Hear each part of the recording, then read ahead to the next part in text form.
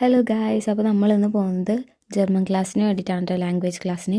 എനിക്ക് ക്ലാസ്സിൻ്റെ ടൈം കിട്ടിയിരിക്കുന്നത് വൈകിട്ടാണ്. അപ്പോൾ വൈകിട്ട് ഇവിടെ പോകുന്ന സ്ഥലത്ത് നല്ല ഇരുട്ടാണ് കേട്ടോ, നിങ്ങൾക്ക് കാണാൻ പറ്റും, നല്ല ഇരുട്ടാണ് ഇവിടെ ഫുള്ളും.